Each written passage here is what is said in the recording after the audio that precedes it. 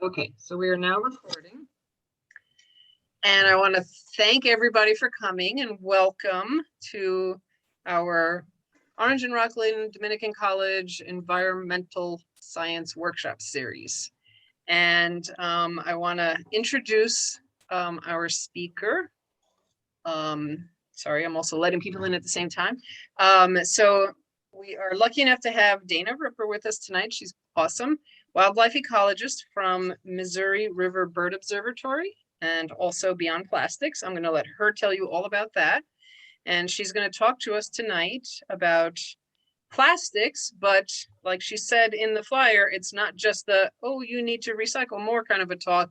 She's really going to talk to us about, you know, from manufacturing to the end of its life and what all that means for us. And so I'm just going to turn it over to Dana and let us get started. Thanks, Regina. And I am going to try this semi-complex share screen so that, let's see here. Hopefully you all can see a slide and not my timer and things like that. Is that correct? Regina, is it going all right? Or anyone else? See all of that. Okay. Dana, I want to mention one more thing. If people have questions, they can toss them into the chat and then we can talk about them at the end. Is that how we want to do this? Yeah. Sounds great. Okay, so if you guys have questions, toss them into the chat and then we'll also do them, you know, we'll do all the questions at the end. Great.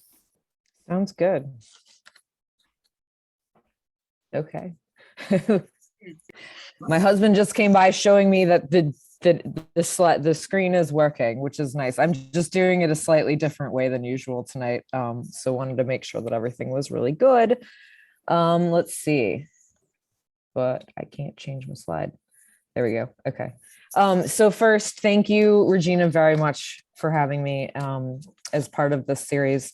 So my understanding is that this series is sponsored by Orange and Rockland, and it is given by you at Dominican College. And Regina told me about a number of the other workshops that have been held, and they all sound really super cool.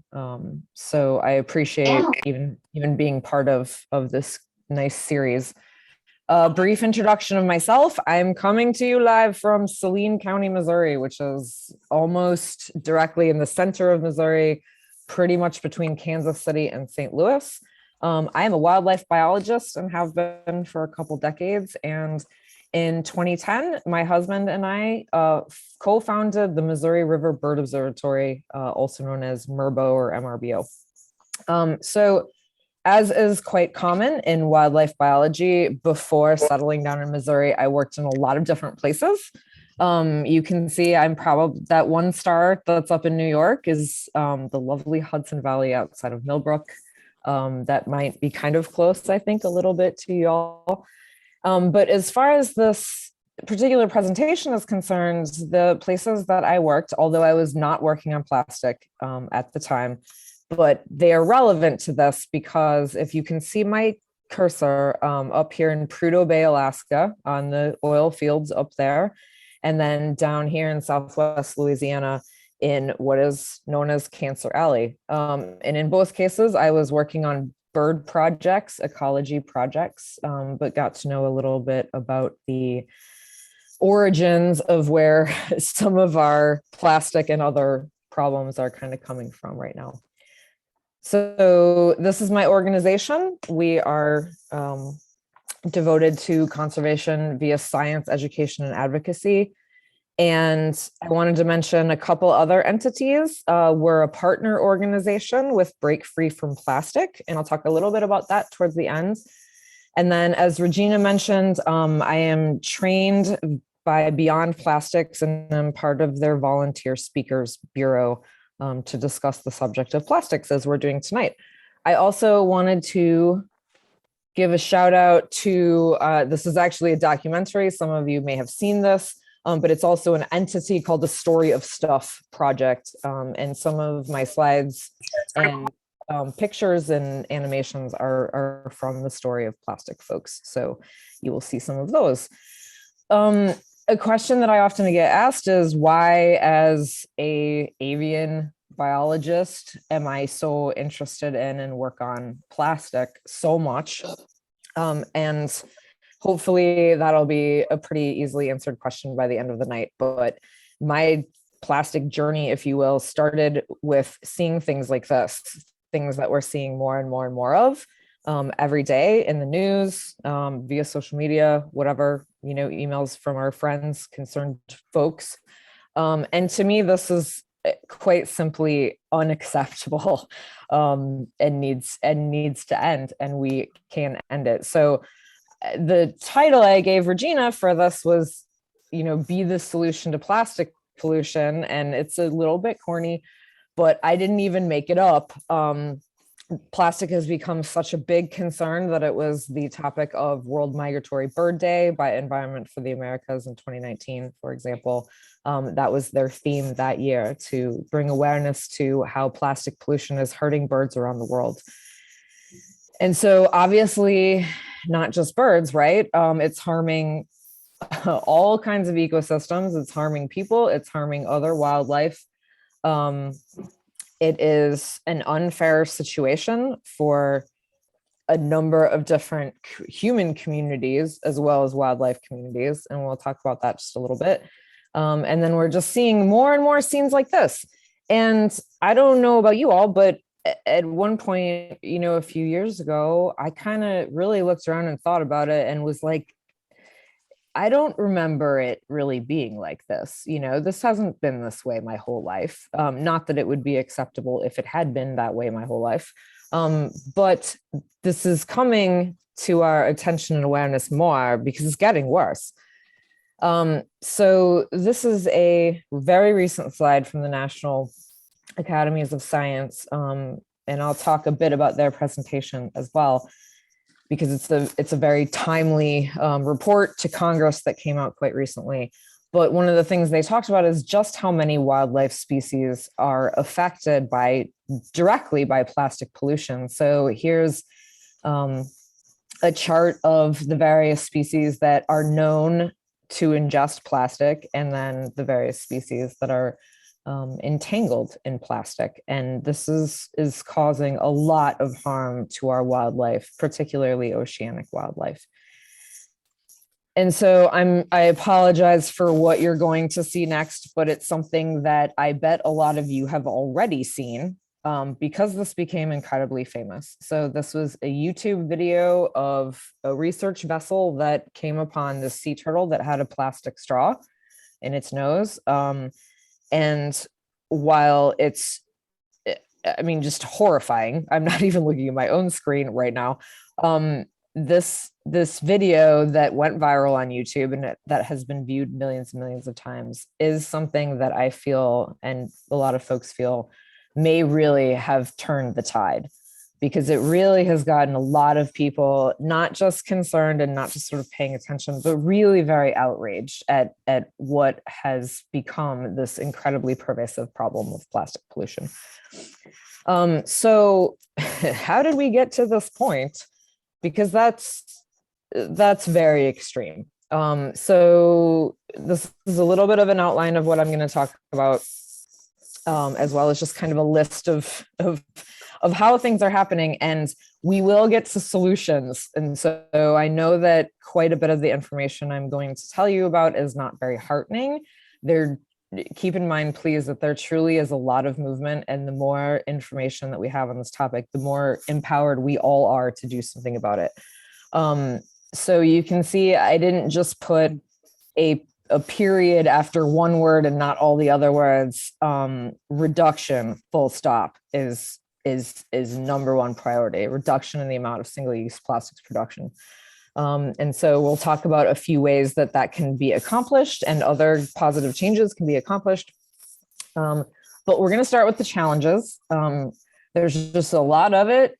There's nothing about, and I hesitate to even use the word life cycle of plastic, because it never dies. Like, it never goes away. It just gets smaller and smaller. So life cycle isn't exactly the proper term. But throughout all stages of its life, it is really problematic, both environmentally and from a human health standpoint. And so some of that has to do with its production, the materials from which it is produced, our waste management systems, and then, like so many things, it is very, very Well, profit that's where driven.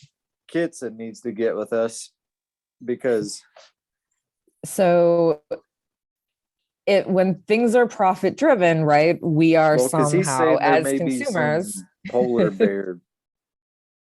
polar bears. Thanks, Hold Jana. on. I'm not sure if people can hear me or not. Hold on. We can hear you. Oh, I'm so sorry. I thought I was listening.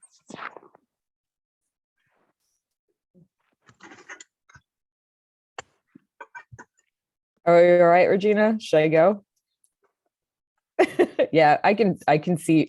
You're the only person I can see. So I can see you when you nod or say yes. Okay, so how did this come to be? Because it wasn't always like this, right? Like we didn't always have plastic. So this is a fairly famous photograph from a spread in Life magazine in, I believe, 1955. And essentially they celebrated throwaway living, this new material. The original plastic polymer was actually developed in 1909, but it became really prolifically produced during World War II. And into the 40s, and became something that was celebrated as a household staple that would save chore time, be very, very convenient. And of course, it wasn't really anticipated what the worldwide consequences would be at this time, or at least I hope it wasn't. I suspect that in some cases it was known, hey, if we really proliferate this thing that doesn't break down ever, and we just make more and more of it, and people buy more and more of it, and it never goes away, eventually that would be a problem. But it wasn't certainly at the forefront of anyone's mind, especially amongst consumers at this time. And so we saw lots of ads like this. There are wonderful things that come in plastic. It's going to save all this work. It's going to save chores. Kids can have plastic, etc. And so it was just an absolutely brilliant, wonderful marketing campaign for this new enormous line of products that was going to make folks' life better. So what that started, though, was essentially an entire cultural shift towards products of convenience, and many, many of them, and being able to throw them away, or at the very best case scenario, recycle them. And we'll certainly talk about recycling in a bit. But we're kind of on this plastic machine where so many things, and I'm sure you all have noticed this, even just in the last 10 years, so many things now come in plastic that never did before. And a lot of it is, yes, it's convenient, but it's genuinely unnecessary. However, there's a very decent profit motive for us to keep buying plastics. So here's a pretty explanatory graph. You can see the curve of plastic generated, waste generated, going up right here. So, and I believe this graph is from 2017. So this is, the dotted line becomes a conjecture. However, following this trend, and you'll hear some things that support this estimate. So you can see, it's basically an exponential curve of plastic waste that's generated and how it's disposed of. So discarded, landfill is a best case scenario in that case, incinerated, and then a much smaller curve of recycling. And how much this has really changed since plastic was really widely introduced in the 50s. So a couple stats for you. In 1970, the average American used and discarded 30 pounds of plastic a year. And now as of 2011, it was 300 pounds of disposable plastic a year. So that's an enormous change in our lifestyle and in our consumer culture and in what we all think of as necessary or at least very normal everyday items. So I'm sure, some folks may have seen some of these statistics. 2025, that's 3 years from now. This is no longer a science fiction year that's coming, 50 years from now, and we have all kinds of time to do something about it. And the estimates continue to 2050, it'll be about 1 to 1. And so there's a lot of work that we need to do very, very quickly to basically save our oceans and ourselves from this proliferation. So we've got a couple different situations here, and I'm gonna go back to the beginning of plastic's life right now. I've talked about the end a little bit here, and we'll talk about it a little bit more. But so a major issue, if we could wave a magic wand and get all of the plastic pollution out of the environment tomorrow, and have something useful to do with it, on the other end of its life, it is made from fossil fuels. Traditionally, so it's called a polymer, and we often hear the words petrochemical, meaning petroleum and chemical products, right? And so traditionally it was made from, petroleum, oil.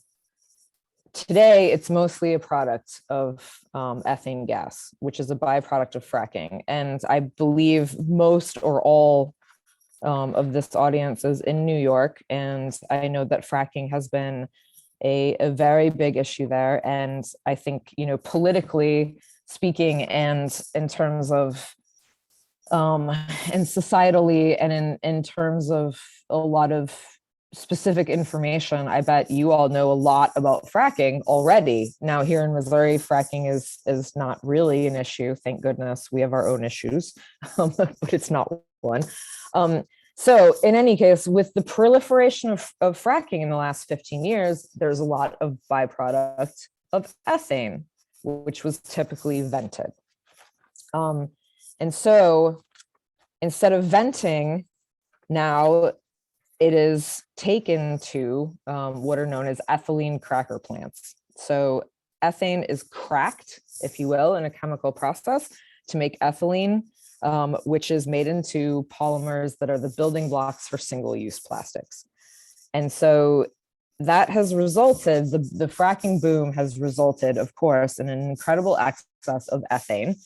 And therefore, it makes sense to take this byproduct, from a profit standpoint, to take this byproduct and make something else out of it, right? Well, that thing is single-use plastic. So we're starting to see news like this. So petrochemical plants driven by cheap natural gas, these ethane cracker plants that make plastics, they're also emitters of greenhouse gases. So again, beginning of life, end of life, it's not a good situation for the climate or for pollution. We're in a situation where the industry's plan is to make more of these cracker facilities and produce more plastic. I believe there are, let's see my notes here, 333 new plants and facilities now, almost all of them using fracked gas, have been proposed in the United States. 47 of those are in permitting right now. And so that means that they actually have financial backing and are waiting for permits. And we'll talk a little bit more about the federal legislation that is attempting to address that right now. But if they're in permitting, those 47 new plants are already fairly far down the road. So none of this is any kind of secret. Like, I'm not, divulging industry secrets here. The American Chemistry Council has this in a publicly available report on their website from May of 2015. They say, hey, we have all this excess fracked gas. The fracking boom was really good to us. What are we going to do with all of this? And what are we going to do with the byproducts? Let's make plastic. and sell it not just domestically but abroad, and sell it and have specific marketing to sell it to developing nations in consumer products that are specifically targeted for those nations. So essentially, with the rise of our more sustainable renewable energy systems and the slow but sure decline of using oil, coal, and gas as energy sources and as transportation energy sources, as that declines a bit, the plan B is not just to go quietly into the night and say, okay, you know, we're going to stop this horrible planet destroying, you know, activity with these materials. The plan is really to ramp up plastic production. So essentially at this point, by stated industry design, requested permits and projections, by 2050, plastic manufacturing is expected to triple, and is by some sectors desired to triple. So when we talk about some of these facilities, such as cracker plants or more traditional refinery facilities, this is in Texas. This is what is known as Cancer Alley. And so this is kind of what we're talking about when we're talking about these oil and gas facilities and facilities that produce the building blocks of plastic. And one of the many dangers, other than, you know, some of the emissions that I'll talk about on the next slide, is that so fracking operations are exempt from the Safe Drinking Water Act. And this is stuff that you folks in New York might already know. So the companies are not required to disclose the chemicals that are used in fracking operations by something called the Halliburton loophole. And so there's just, as we look at the extraction, production, transport, and ultimate end of our plastic products, every step of the way is really very environmentally detrimental. And these facilities are often, almost always, placed in low-income communities and or communities of color, and, you know, such as Cancer Alley in Louisiana and Texas, basically places where people don't have the political power to fight back. This one pictured here is one of the new cracker facilities that's under construction in Pennsylvania. This is the Shell Appalachia cracker plant. And it is, just to give you an idea of emissions, it's permitted to produce 2.2 million tons of CO2 a year as it cracks ethane from fracking operations to make the building blocks of plastic. So we have a couple different things going on here, and one of which is, of course, the effects on our climate, right? So this is the type of thing, of course, we see this in the news. Obviously, this is Australia and the fires that were there. This photo on the bottom left is Puerto Rico. And here in Missouri, we have extreme temperatures, but we have really quite a lot of climate change now. And so one thing that I like to do when I'm talking to folks here is say, you know, these extreme weather events and this climatic upheaval that's happening is not just happening, you know, somewhere else. This is there are many, many pictures of towns inundated during this time frame, and a couple others here in Missouri.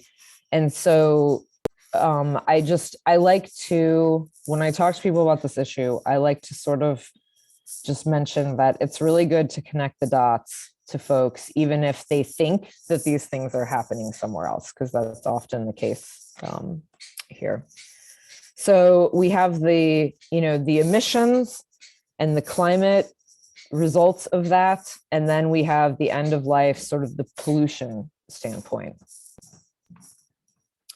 So this is a beach full of nurdles. I bet some folks remember, this was the sinking of that cargo ship called the Express Pearl off of Sri Lanka. I believe it was May of 2021. And you can see one of the concerns about that was how many tons of nurdles, these little guys up here, little plastic bits that are the building blocks of our plastic materials, how many tons were actually, that actually came off this wreck.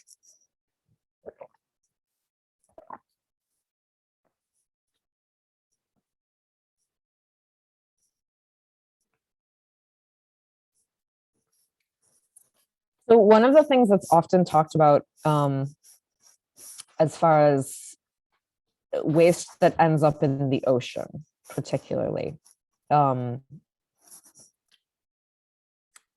we often hear folks say, well, you know, we have decent waste management here in the United States, and relative to some other countries, some of that is partially true. But folks like to say, you know, here, I mean, landfills aren't great, but we put our trash in landfills, or we recycle, or whatever. It's really China that's releasing, you know, the most plastic into waterways and into the ocean. And while studies have shown that a lot of plastic waste that eventually ends up in the ocean does in fact come from Southeast Asia, the missing part of that story is that we and a number of European countries and others, we export our waste to Southeast Asia in the hundreds of thousands of tons. So in 2018, China, for a variety of reasons, put an almost total ban on their own import of plastic waste from other countries.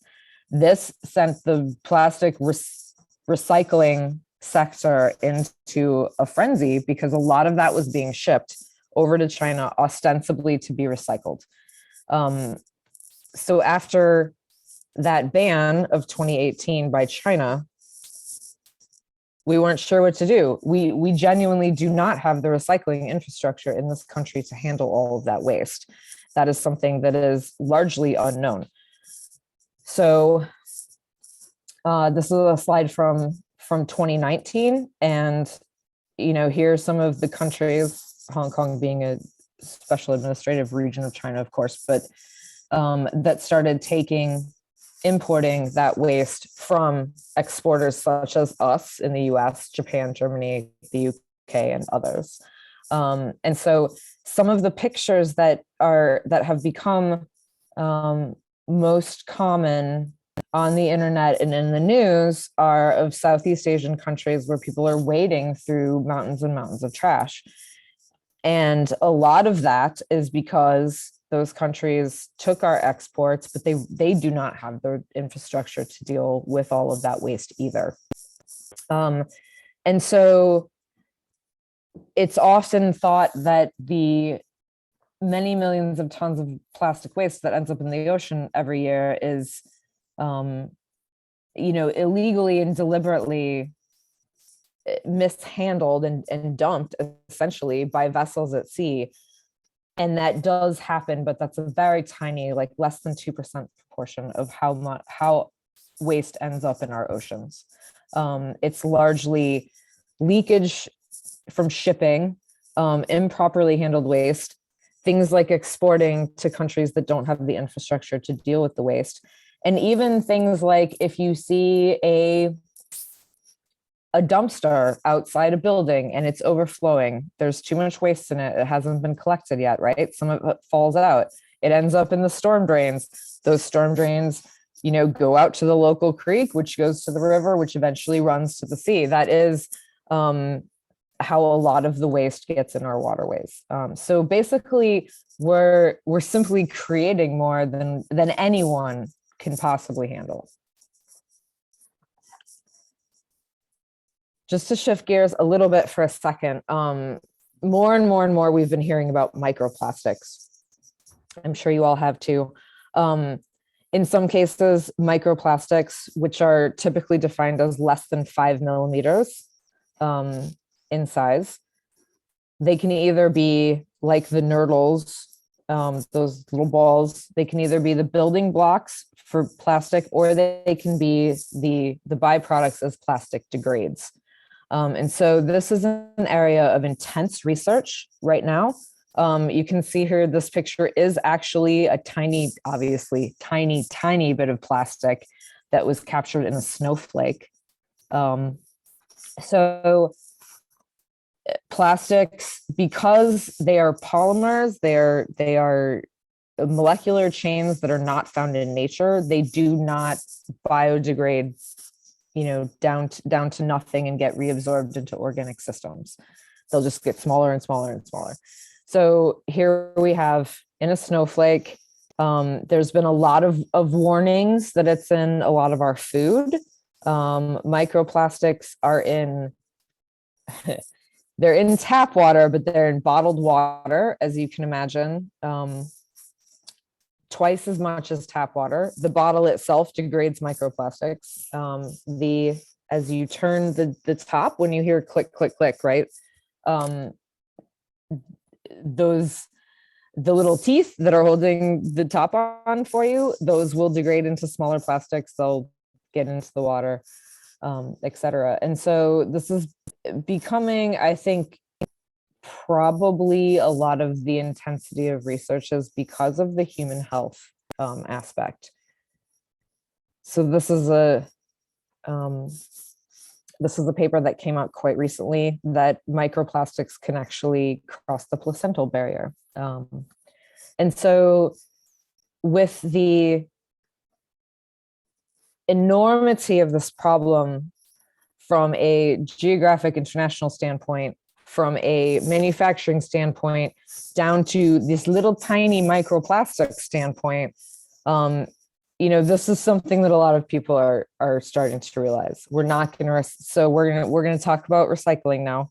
And I hope that it is not upsetting, because I was fairly upset the first time I heard a lot of this information. I spent most of my life very carefully cleaning things out and putting them into blue bins, right? I've been recycling since the 90s, wherever it was available. Here where we live in Missouri, it is not available to us. We have to take our recycling and drive it somewhere, and we still do that. But let's talk about sort of the reality of recycling and where all of this is going or not going. So overall, less than 9% of plastic ever made has actually been recycled.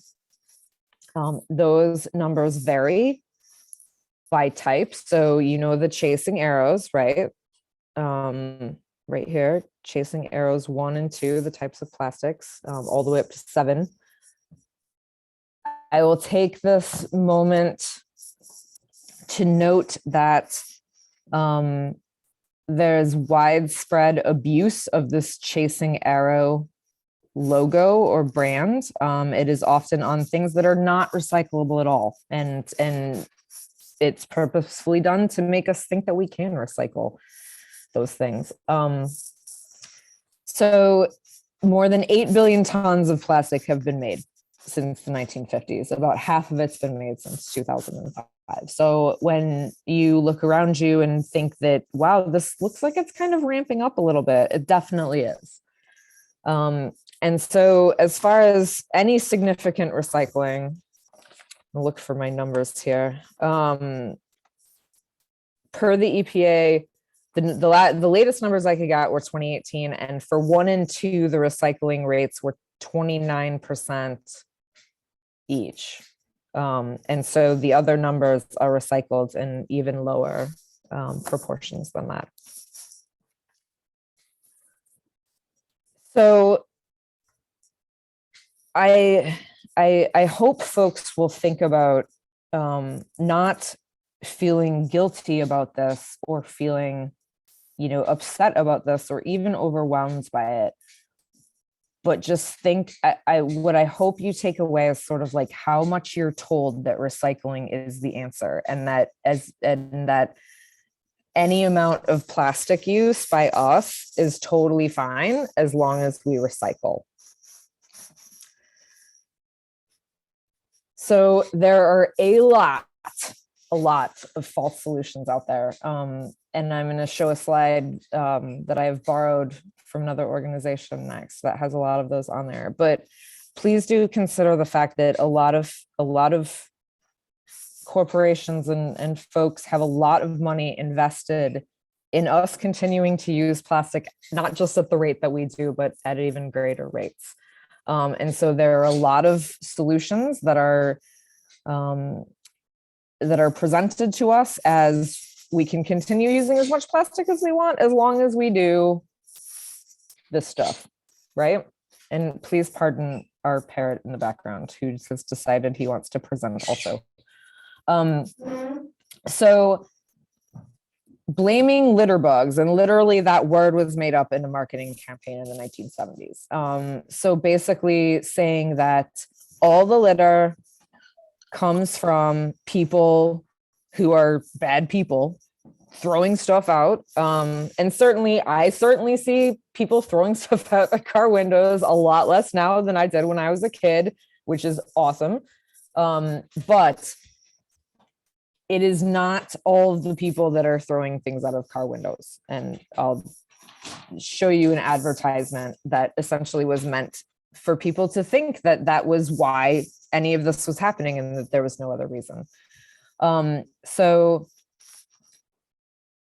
things like river and beach cleanups, we take part in these. They're absolutely wonderful, but they are often funded specifically so that industry can say, hey, like those litter bugs, they, littered this beach and we're going to pay to, help our buddies at the NGO clean it up and everything will be totally fine. And so a number of different solutions that, as we can see from the evidence all around us and all around the world today, aren't actually doing a lot of good. They might be doing a little, but they're not fixing the problem, right? So a lot of these, I'm sure folks have heard about before. Chemical recycling is a big one. This was highlighted by, you can see this, the slide is from the last beach cleanup, which is a wonderful organization out of California. Chemical recycling is one that is often promoted, and for a couple decades, chemical recycling has been right on the cusp of being the solution to all of our plastic problems. Hopefully someday technological innovation will make some of this a reality. But at this time, these are false. So folks might remember this ad, the so-called crying Indian commercial. And so American Chemistry Council and others, including like Philip Morris, for instance, got together with the ad council and made this ad. And it is often cited as one of the first instances of real, like, modern day greenwashing, because essentially it was just that if people would just stop littering, then everything would be fine. And please don't think that I'm pro littering.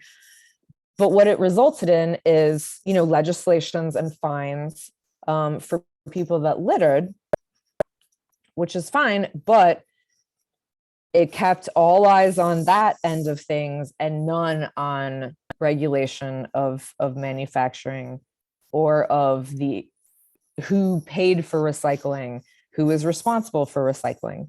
So it was, generally a bait and switch.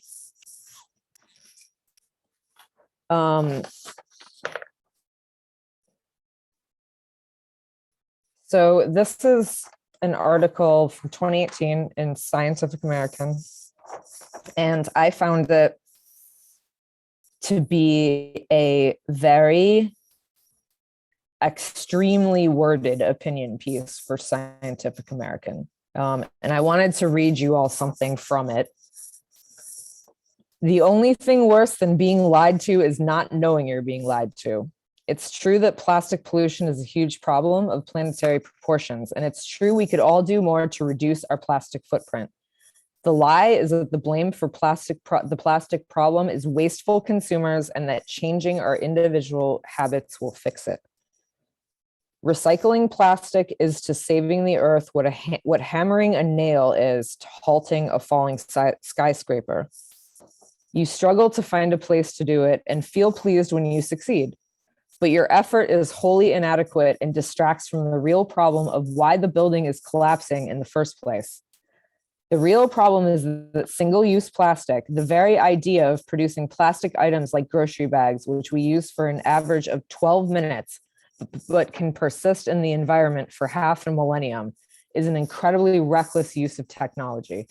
Encouraging individuals to recycle more will never solve the problem of massive production of single-use plastic that should have been avoided in the first place. So that from Scientific American, I was like, whoa. So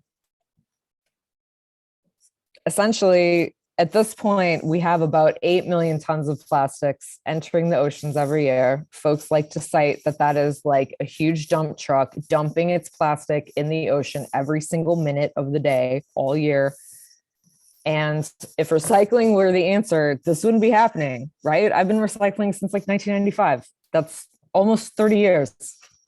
It should be fine if these were the answers to what we can do with our single-use plastic waste.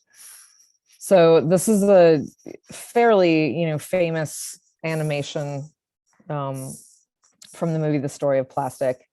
And it's essentially, if you came home and you found your bathtub had been running and your place was flooded, would you just start bailing it out? You'd probably turn off the tap first, right? So, I mean, pretty straightforward situation. If we want to stop plastic pollution, we should stop making single-use plastics. So, solutions. I do hope that folks kind of take away that this problem is way bigger than all of us as individuals. I'm in no way advocating that we don't do anything. I certainly advocate for reduction in our consumption of single-use plastic particularly, but it's a lot bigger than all of us. And it has been a lot of decades of essentially marketed guilt so that things like reducing production legislation and even incentives for alternatives have been largely ignored all this time. So as far as solutions are concerned, I really do, as I said when I showed that horrible picture of the turtle earlier, I really do think the tide is turning.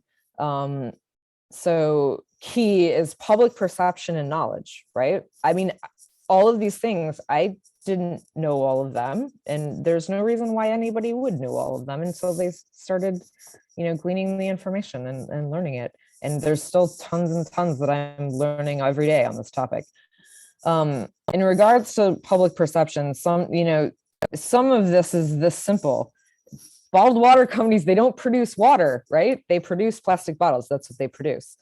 And so that's something that people see it as like they need this bottled water. And in some places, yes, people have unsafe water and have, no alternative. But in many, many cases, we do. And we've kind of been told like that just bottled water's the thing we're supposed to drink. So here's, this is just to 2010, but from 1996 to 2010, this is how much plastic bottled water sales went up. That's a pretty steep climb there. So this is I thought was a very interesting slide when it comes to thinking about changing people's behaviors, but ultimately culture and policy, really more so than of course individual behavior. So so this University of Washington, their public policy school, about 16% of people approximately on any given issue are like, okay, you've told me about this, I'm going to change, or I'm going to try to change the thing. 68% of people really need to be helped, incentivized, or for example, I mean, to give an example that's plastic specific, right? And I believe that this is a policy that's been passed in New York, that an opt-in policy. So restaurants don't just give you a plastic straw, you have to ask for one. I mean, that's an example of kind of helping someone. And then, you know, there's a certain contingent of folks that will not change. I can give you direct examples of this from Missouri. They need to be driven by policy and by law.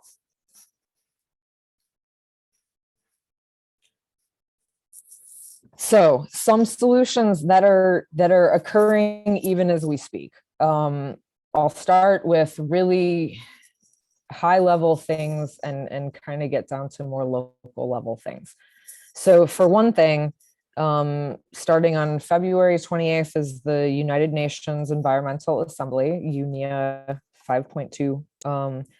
There's an enormous push of coalitions from all over the world of individuals and organizations that are lobbying for a solid and robust international plastics treaty at that meeting. And to some extent, our administration has signaled that they are open to that. So that's big level, really good movement. This slide that I'm showing you right now is from the National Academy of Sciences. So earlier in 2021, a piece of legislation was passed at the federal level called the Save Our Seas 2.0 Act. And as part of that, a nonpartisan group of Congress people asked the National Academy of Sciences to essentially convene a panel of experts and produce a report about what to do about the extent of and what to do about the US's contribution to plastic waste in our oceans. And so they have produced a report. It is out. This screenshot is from a recent webinar where they sort of gave highlights from that report. So one of the things that they spoke about is that their recommendation is that the US government, and in partnership with Canada and Mexico, so they're looking at a North American perspective, is to essentially stage interventions at every stage of the plastic issue. So all the way from production down to waste in the environment. And they mentioned that the US has been pretty good about steps 4 through 6. In some localities, there's some addressing of 3, but there has been almost no intervention in 1, the production level, basically reducing production, and very little in the way of motivating and incentivizing innovation in design and materials that would result in alternative products to single-use plastic. Here's a piece of federal legislation that folks might have heard of. It has been introduced the second time in this Congress, and it's incredibly well researched and really addresses like every step of the plastic problem. So I think it's really cool. I'm not going to go through all of this, but it includes banning certain unnecessary and unrecyclable products, all the way up to looking at prohibit plastic waste from being exported to developing nations. One of the, in my opinion, best things about this piece of legislation is this. So a pause on all new plastic facilities while federal agencies, update regulations and study the potential impacts. So I haven't talked a ton about the organization Beyond Plastics, but I'm going to share many links with you all about everything that I've been speaking about. But beyond plastics, one of the things is an intensive class. And I have taken that class a couple different times, and chiefs of staff from the congressional offices of the sponsors of Break Free from Plastic Pollution Act have come and spoken to us about this legislation. And my understanding is that with the current Congress and for the foreseeable future, this will not pass as a single act. As much as I would really love that to be the case, but it has started a really, really important conversation. And there is a very good possibility that pieces of it will pass either as, single pieces of legislation or as amendments to other sort of similar legislation. So there's a lot of hope in this act, even if it doesn't pass as a whole package itself. You can imagine that, folks quite honestly and directly from, chemical, petrochemical industries, they do not want this to pass. So there's certainly some blowback about this. I wanted to mention, so Beyond Plastics calls this the Plastic Trifecta. And it's something, again, that folks in the Northeast are going to be far more familiar with legislation like this passing, either, locally or at the state level. But we do have on the Beyond Plastics website a draft model piece of legislation addressing the plastic trifecta that anyone is welcome to take and modify and use at their local or state level. So it targets plastic bags, of course, straws, and polystyrene, which, for the reasons stated here, they're a large volume of the waste. They're really quite unnecessary with certain quite rare exceptions. Some folks that are disabled really do need, the bendable straw. And so there are and have been allowances for that. And then polystyrene, of course. So a little bit of info from folks that have worked on this legislation in their states. So plastic straws are used at the rate of 500 million a day around the world. Even though some of them are number 2 plastic, they're very, very hard to collect. So even if they are put in recycling and they do make it to the material recovery facilities, they often literally fall through the grates of the machinery. So they're not, even if they are potentially recyclable material, they're rarely recycled. The plastics industry is not nearly as ferocious in their defense of straws as they are of bags and polystyrene. And so I'm not entirely sure why that is, but that is what I have heard from folks working on the ground on legislation like this. Now, bags and polystyrene, they will fight very, very strongly in partnership, often with restaurants, and also in partnership with entities such as homeless shelters, which I would not want to be a non-ally of personally.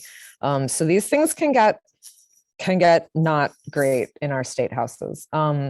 I will say that here in Missouri, we have what is called a preemption law. I think 10 or 13 states have these, where no municipality or political subdivision of any kind can ban straws or bags or anything. They cannot have local control over having a ban on any material. So preemption. So for right now in Missouri, that largely applies to bags. But the sponsor of that bill had it successfully passed, and each year brings in legislation to have that apply to all other materials, so that no municipality in the state of Missouri could ever ban any material. And in effect, manage their own waste stream as they see fit. So if my town wanted to say, nope, we're not dealing with these things anymore that we, that are either expensive or we don't really have the infrastructure to deal with them, they're not allowed to do that.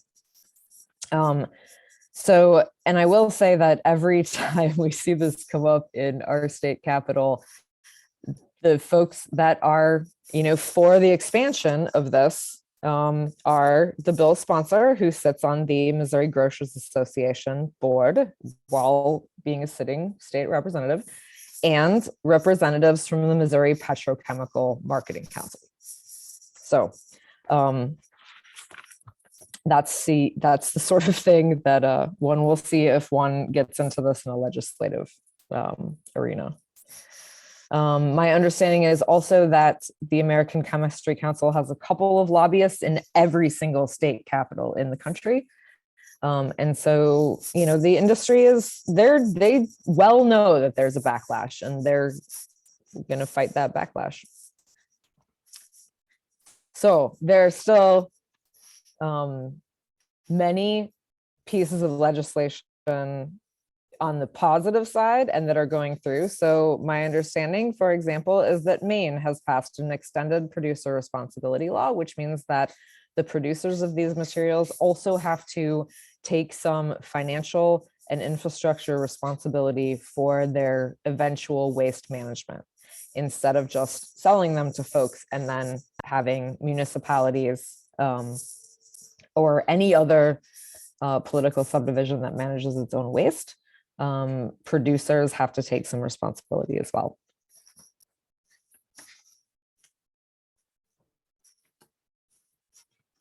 Okay, so this is kind of what it's become, right? Things weren't always like this, and I'm not saying I think we should or will go back to 1930, and there are positive, even folks that are the most anti-plastic advocates don't believe that all plastic is terrible. There are medical uses, for instance, for some plastics, but the proliferation of single-use plastics, particularly for things like unnecessary packaging, is something that environmentally needs to stop. So some things that we can all do right now is just gain more info, always. And I'm going to share, my next slide is going to share something with y'all that I made for this. Speak with not just, I put community leaders and other interested citizens, but friends, family, everyone. I don't think I've talked to a single person that I've been like, hey, have you noticed that? Gosh, if you want to even get a drink in a can, you can't even do that anymore at most places. As my teacher in Beyond Plastics has said, she says, I've met a lot of climate change deniers, but I've never met a plastic pollution denier. So there's a lot of opportunity right now. A great thing to do is talk to store managers and simply say, I really wish you'd offer, items in bulk that we can bring reusable packaging to. You're doing that as an individual action, but if you got the store to change, that would be a lot of people's individual packaging that would change, right? Call and write your reps. Some people find this super fun. Some people don't find it super fun. I'm one that I don't really find it that fun, but I think it's really necessary that they hear from us and know that we support certain things, single-use plastic bans, bottle bills having, a returnable deposit, things like that. From what I understand, folks in New York, you all often have many things that you can support instead of oppose, and that's nice. Hopefully my impression that I've heard from folks that live there is accurate. So I'm going to talk a little bit about a plastic brand audit here in a minute, but a nurdle patrol, again, those little balls that are the building blocks of plastics. There is something, it's just nurdlepatrol.org. And it's a really neat citizen science effort that the data of which goes into a national and international database. And so they're tracking obviously the presence of nurdles. So an example of how this was used is in a recent lawsuit against Formosa in Texas, part of the data that were used were nurdle patrol data, showing that there were in fact spills of nurdles from this particular plant. And so very important use of the data. So this is just a screenshot. I'm going to put the link in the chat when I stop screen sharing, but I have put together it's a couple pages. It's posted on the web. It is in no way exhaustive, folks. There's so much information out there about this topic, but I tried to put in a number of things that I found really eye-opening, and then the most recent stuff as well. So you can see the National Academy of Science report, a Beyond Plastics report, and then a really recent report. This is nice. It has good graphics. It's very like shareable. But a bunch of different things in there. So once again, quick screenshot from that National Academies webinar that was very recent. I just thought it was really heartening because I've taken part in some of these community science projects that, you know, these are really being used. The data in aggregate are really being used at a national and even international level to make decisions. So you can see here some of those community-based, you know, Heal the Bay and, you know, Surfrider stuff and Marine Debris Tracker are all going together because there's so much community science going on. They're going together with the research of our big national organizations in order to help decision makers really see what's going on and make policy accordingly. So I'm going to give a brief example here. These two report covers are from Break Free from Plastic, and they hold something called a global brand audit every year. And essentially,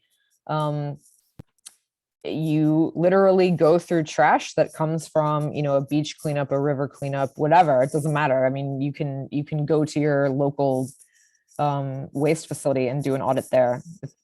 There's many opportunities. But basically you go through and you're looking to see what manufacturers, what producers, the different proportions of trash, plastic waste come from. And so because of Break Free from Plastics audits and others, as on the previous slide, we find this. We start with the top 10 plastics manufacturers, and you can see a lot of these are, you know, chemical, oil companies, et cetera. And you get down to the actual product, right? The worst plastic polluters. So typically, I believe Coca-Cola is always first. And think about that. You're not just talking about Coke bottles, but you're talking about all its, you know, offspring companies. So Break Free from Plastic is a really nice data entry system that helps you determine this, because we don't know every brand name, of course, right? So I believe the organization has been doing this for at least 4 years, and they have made a lot of headway because essentially their data coming in from these brand audits from around the world, and the companies can no longer deny that their products are ending up in the environment. So brief personal example, my organization works with an organization here in Missouri called Missouri River Relief that has been doing trash pickups out of the Missouri River for 20 years. And they also do public education around the river. And you can see this is on the left-hand side, the amount of waste that our friends at River Relief pulled out of the Missouri River in like half a day. Like we couldn't even get through this. Our audit team couldn't even get through this. At this particular cleanup, they picked out their 2 millionth pound of trash from the Missouri River. So they're awesome, and I love them, and I love what they do, but they're going to be doing this for decades to come unless we unless we turn off the tap, right? So this is just kind of what a brand audit looks like, just volunteers, counting up and categorizing the different brands, writing them on data sheets, and then we enter them online. And these are our results. This was last September of 21. And you can see that like really the parent brands we were pretty similar with like the rest of the global audit data. So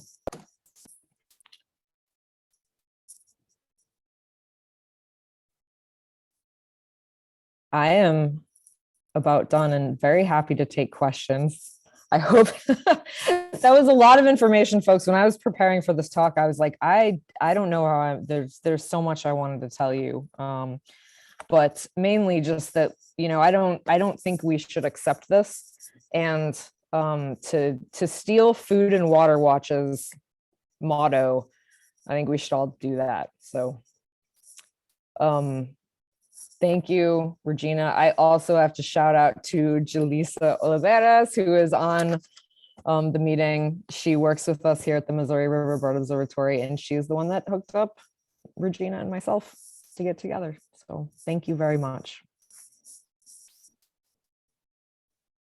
Thank you so much, Dana. That was amazing. That was you're right, that was so much information. And yes, thank you, Jaleesa, for introducing me to Dana and for getting, sparking this this talk. So we have a few comments and I think a couple of questions, mostly comments in here. Some folks are putting in suggestions of what you can do to save a bit of plastic, like taking Tupperware to your restaurant so you can take home the leftovers so you don't have to do the single-use plastic thing.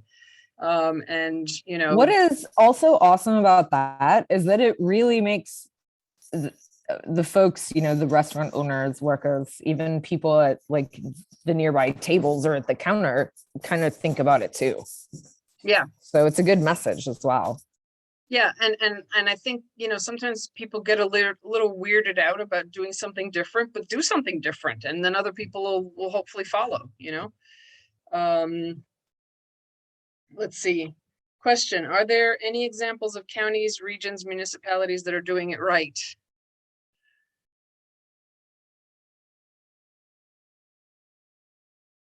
And you're muted, Dana.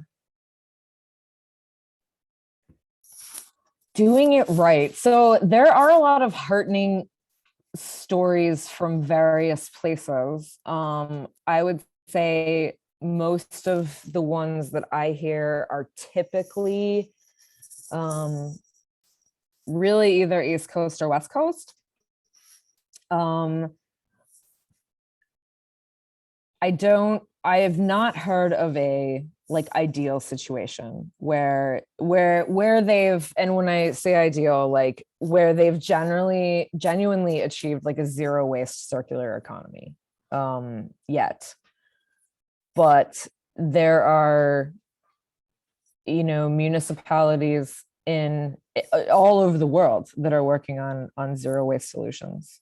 And so, yeah, there's lots of really good examples of hard fought campaigns that resulted in legislation, or just heck, elementary schools getting like a concerned group of parents getting together and being like, there's, way too much waste in the cafeteria. We're going to change that. I heard a story just like that from some folks in New York State, actually, a couple months ago, where that is exactly what happened. And so I think in some cases, especially if it's a situation where there aren't interests that are against it, basically, then there's a lot of success stories here and there and everywhere. Someone asked, is polystyrene the same as styrofoam? Is it the stuff that has PFAs in it? Yes, styrofoam is the actual brand name by Dow Chemical. And so it's it's like saying tissue versus Kleenex, right? Like Kleenex is the brand name, even though a lot of times we use that as an interchangeable term. So I've heard people be like, I would say styrofoam, but I don't want Dow to come after me. But yes, that's exactly what polystyrene is. That's exactly right. And yes, and PFAS, PFAs, PFOS, that's a whole nother situation that I took out of this presentation because I didn't want to go down that rabbit hole. But I did, in that link that I put in the chat for you all, that document has a recent webinar that we did with some researchers here in Missouri, but there's tons of PFAS resources out there. So it's really interesting that all of these things have been around for decades, right? And we're just now kind of really starting to realize and learn and research all of the physiological effects that they're having. And that's really bad, of course, but it also is going to be very persuasive to policymakers. How do we help cleanup groups connect with audit groups? So if Hackensack River Keeper could connect with audit groups, we'd be able to gather info brand. Mm-hmm. For New York. So typically some folks, whether they're like the core group of the cleanup folks or like a peripheral group of the cleanup folks, just start one. You can start one. So the little example I gave, my organization just basically piggybacked an audit off of Missouri River Relief's existing cleanup. It's so much like, and they were really psyched because I guess they had wanted to do an audit, but didn't have the manpower after something like a huge river cleanup. And we were really psyched because we don't do cleanups. That's a whole bunch of manpower that we don't have. And so we got together and were able to get that done. Do you know, is paper recycling more trustworthy than plastic recycling? Yes, it is. Absolutely, for a variety of reasons. I don't remember the exact percentages, but it's way higher, and there's way more incentive for it as well. I see the comment, eggs. Anyone notice how? I know. Yeah, that is so exactly. By eggs, like why plastic? Why not just keep it in the cardboard that we always use? Well, and I've seen and I've heard other people comment too that it is often it can be like for eggs, organic, cage-free, vegetarian fed or whatever. Like it's often like organic products that have more plastic than the so-called conventionally grown products, and that's really it's just really frustrating.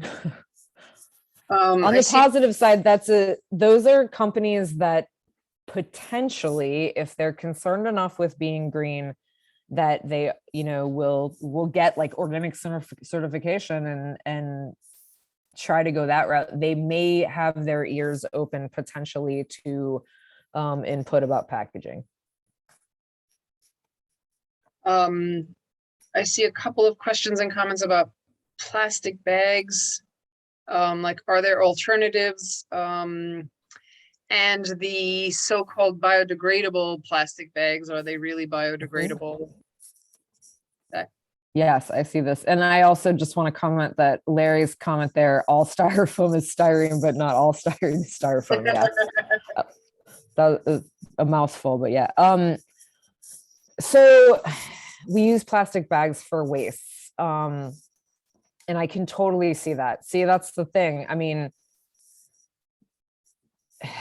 without some sort of like biohazard type infrastructure available to you, no, honestly, Dorothy, like off the top of my head, I don't really see an alternative. And that is, it's single-use plastic, but it sounds like you're at least getting a second use out of it. And you're talking about a situation where it sounds like the most hygienic alternative available to you at this time, right?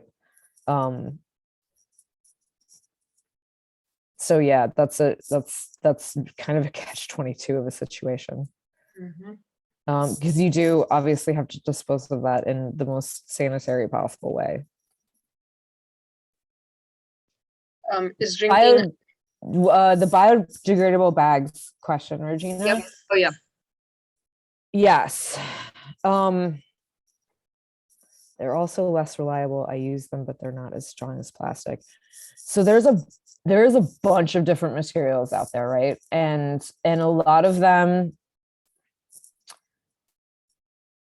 are without knowing like the exact material, even if I did know the exact material, Martha, I might not know the exact answer, but there's products that are built as biodegradable or compostable, right?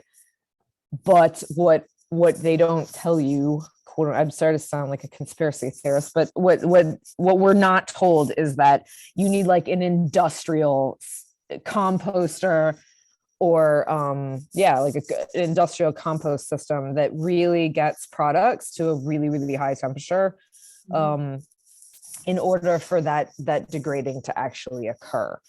And so they might be biodegradable, but maybe not.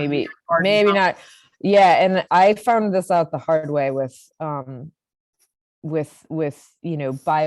bioplastic compostable cups for an event that we had, and Ethan and I were like, we'll just put them in the backyard compost. Yeah, no, that nope.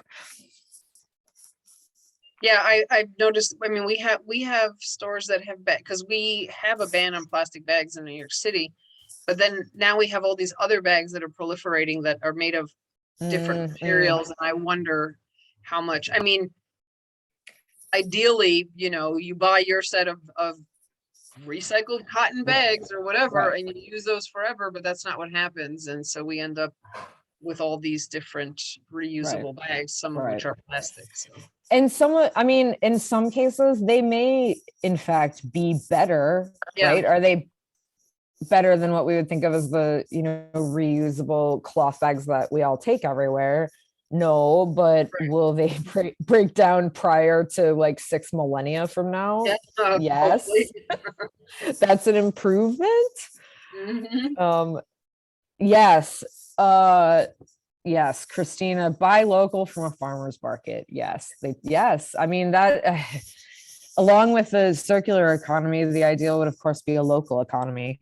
The only thing that I can say as one who does that here is that it is cost prohibitive for some people, right? So I mean, we need to work towards a situation where it's also like fairly distributed, and it's not, just folks like myself that can go drive. I actually have to drive to go get it too. Things like milk and glass, etc. I mean, the fact that all of this used to be the norm, right? And it's sort of a major cultural shift that happened relatively quickly, that we're all now like, oh my gosh, like, where do I get glass? It's a lot more expensive. I mean, that's not okay. Yes, Ethan Duke says, sustainably harvested fish, always in single-use plastic. And it's tough. I mean, I can see, as far as like meat packaging, right? Well, I was going to say it's probably more sanitary packaged and plastic, but that's not actually necessarily true, depending on like what microbe we're talking about, right? COVID, for instance, lingers longer on plastic. But part of it is that we ship everything everywhere, right? So like no one is going to ship in butcher paper at this point in time. I mean, in some places, I bet it would be not legal to do that even. So. And my local butcher has the butcher paper and then puts it in a plastic bag. Yes. Yep. Christina, Yeah. I've got to, so NYC farmer markets, I'll take WIC. I don't know just because of where I am, Yeah. but I think that's learned A lot of them do. the most fascinating thing about WIC at a food policy meeting a couple months ago here in Missouri. Anyway, there is a very, very specific manual for, at least at the grocery store. I do know our farmers markets take like EBT and SNAP, right? But our WIC, like what people can get is absolutely regulated at a grocery store to like the very biggest producers. I was just like, literally, I had to think that the industrial food corporations had to have like written this thing. They had to have. I mean, it was like, you can get, Kraft macaroni and cheese, but you cannot get Annie's organic macaroni and cheese. I mean, it was like that. It was very startling. Yeah, sorry, I had to the WIC thing.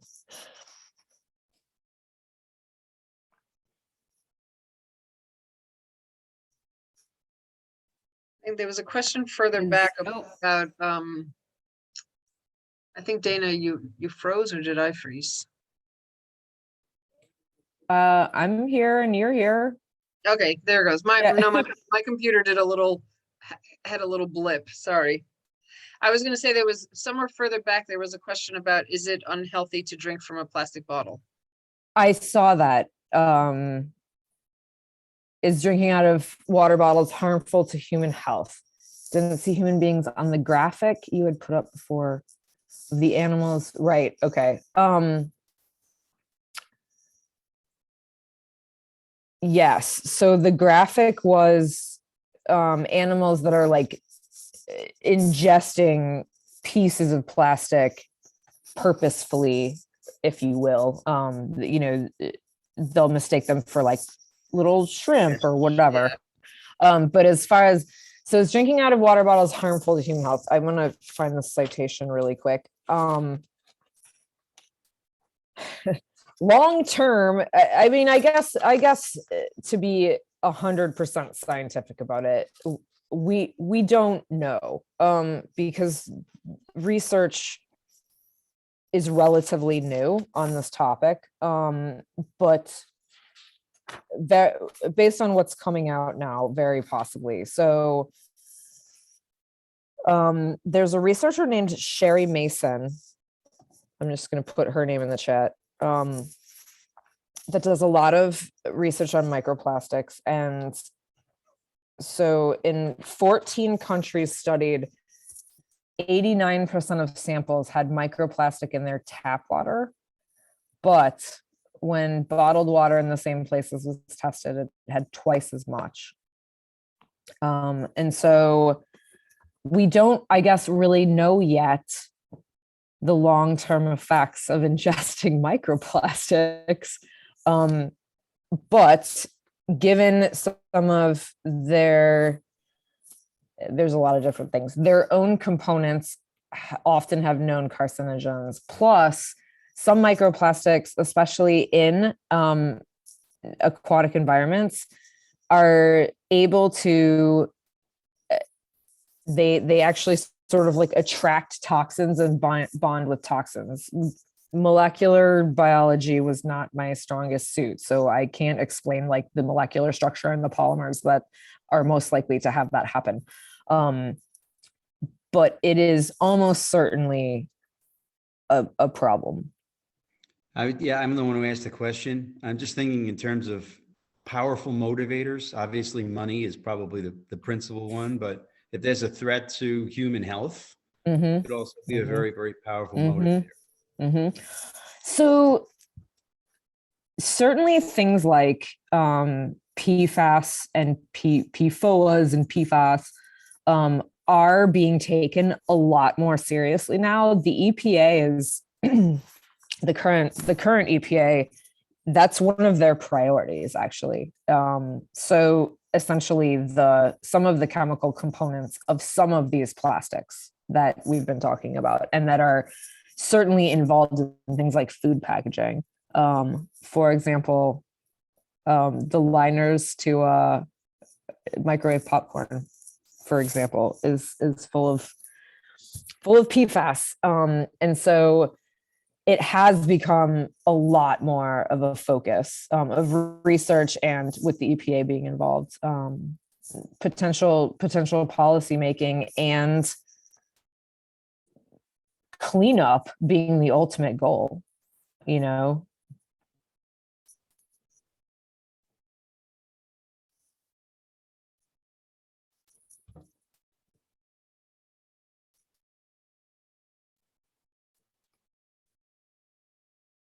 Ethan put up a paper. Sorry. No, I was just saying Ethan put up a paper for everyone to see. What made you laugh?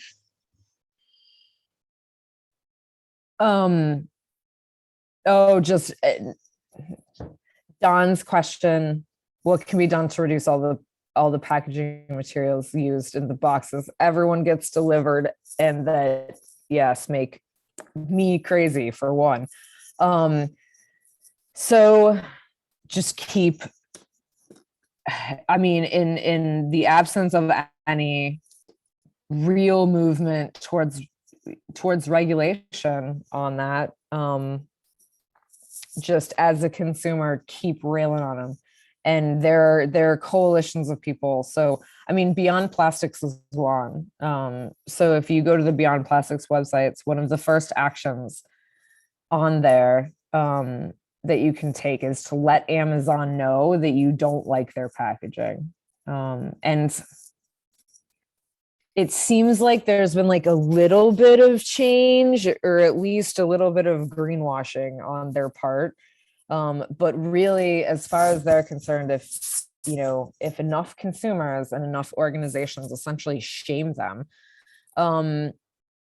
UPS, the post office, the US Post Office, I have just recently complained to them because they now send stamps in separate plastic packaging. Yeah. In a very unnecessary fashion. And I actually sort of thought that maybe that would change with the change of administration, but it's been, more than a year, and it hasn't. So I think we just need to keep making noise. Yeah. I mean, it's also a change in culture, just going back to the Amazon, because we just order so much, and people order, and I know people that do this, they just like, oh, I'll order it. If I don't like it, I could just send it back. And it's just like, I went to take something to UPS one time, I forgot. And the amount of packages that were going back to UPS was just mind-boggling. Not just what people order, but order, send back, order, send back. Yeah. We really have been raised into a very, very, very consumerist culture. And yeah, I almost, that is a fairly overwhelming situation. And I think that's why, as difficult as it may be to change, things like the regulatory process, right? In the end, even though that's pretty long term in and of itself, if those choices aren't out there for people to not take them, then that would achieve the same effect.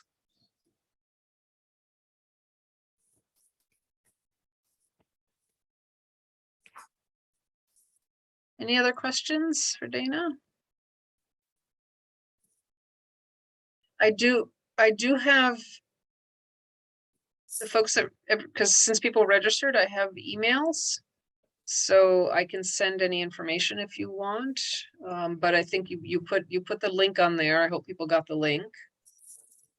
Yeah, we can send that by email too.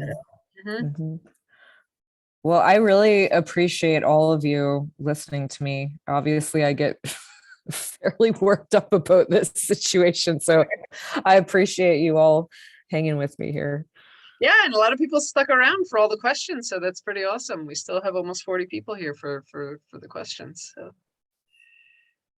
Well, all right. Well, thank you everyone for coming. Thank you, Dana. Thank you, Jaleesa. And yeah, I look forward to, another talk sometime. Yay. Sounds good. Getting a lot of thank yous and everybody seems to have enjoyed it. So. All right. So if All anybody right. has any questions or anything, you can email me and I'll find out any information and I'll send along the link to everybody. All right. Well, thank you, everybody. Thanks, Regina. Thank you, Thanks, Dana. Have a everyone. good night, everybody. Good night. Good night.